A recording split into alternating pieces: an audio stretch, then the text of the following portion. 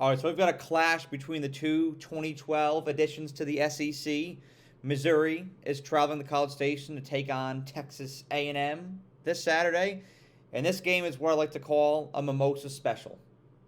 And what I mean by that is it's an 11 a.m. kickoff. So if you're tailgating at this game, you've got to wake that ass up bright and early in that 6 o'clock hour, get out to the quad and College Station, and you got to start crushing mimosas, hence the mimosa special. Because at 8, 9 a.m., that's all you can really drink. You can't really graduate onto that beer level until maybe 10, 10:30, 11 a.m. And then you're coasting for the day. But you've got to start it off with mimosas that early because the beer's a little heavy. Let's talk Missouri to begin my analysis here.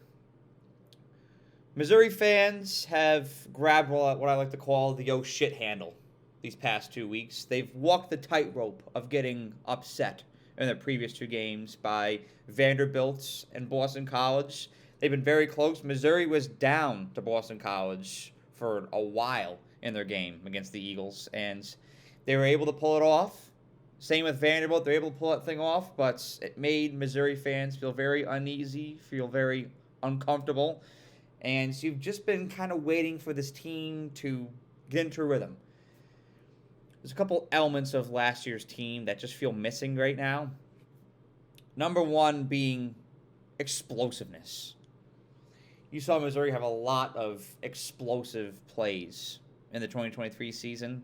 That element has really been lacking this year, but that's one of those components that can change by the snap of a finger, by the flick of a switch. That can change. You have one or two plays that go well, and it can just change the aura, change the confidence of your team, and those explosive plays can start just flowing naturally and seamlessly.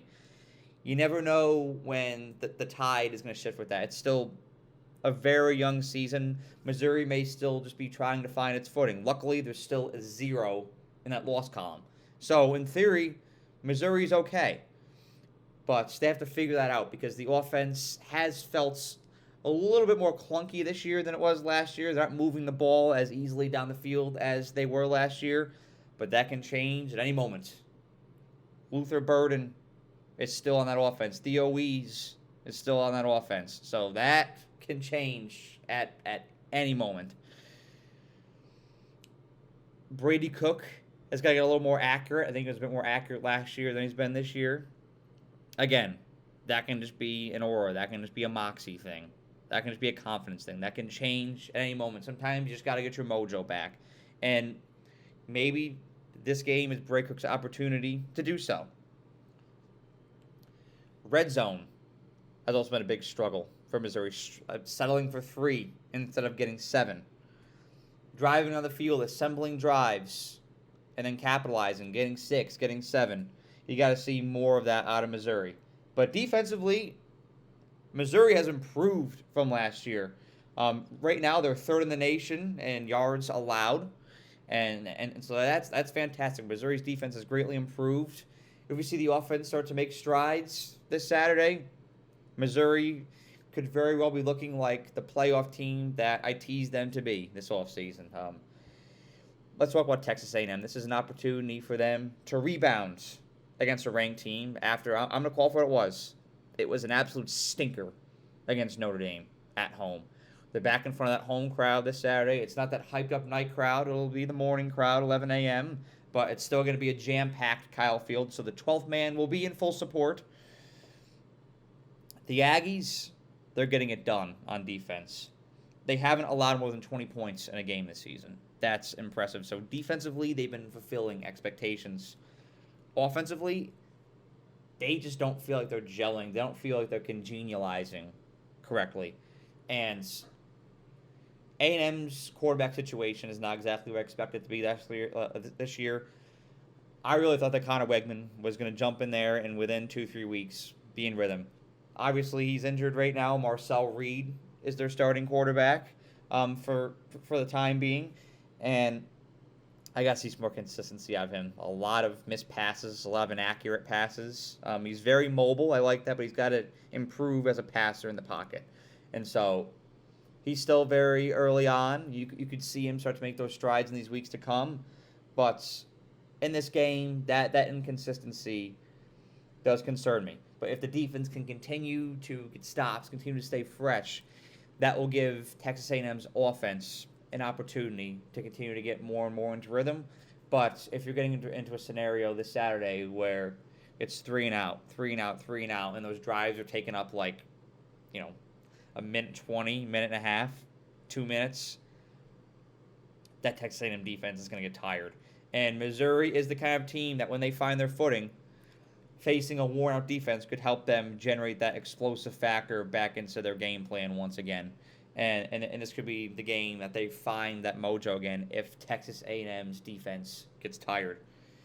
Texas A&M is favored in this game by 2.5 points. Odds makers love A&M this year. Vegas loves A&M. Vegas does not love Missouri. That's been expressed. I think that the general feel from Vegas on Missouri is that they're going to have a high record just because of who they're playing, not because of who they are.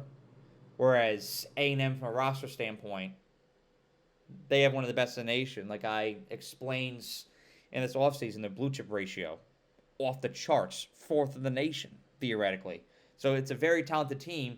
They just can't seem to get that quarterback situation right.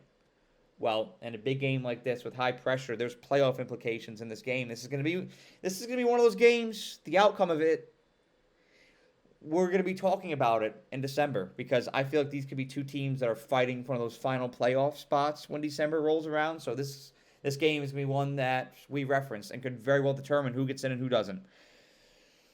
Vegas likes A&M. I like Missouri slightly. I think that this is going to be a lower scoring, sloppy game to start, but you can see these teams start to get the Pistons pumping in the second half. I like Missouri to win this thing 24-20. I think it can be sloppy early on, but it'll become a very entertaining game as it goes on.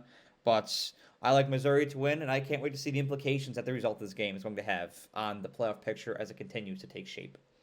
Have a great day. Thank you so much for watching this video. I really appreciate you and the time that you took out of your day to watch the video. And if you enjoyed it, please be sure to like the video and share it, as well as subscribe to The Era. The more likes and subscribers I get on this channel, the more resources I can attain, and the more resources I can attain, the more value I can provide to you, the viewer. And that is how I show my appreciation for you for the time that you devote to watching my videos. So thank you so much, and have a great day.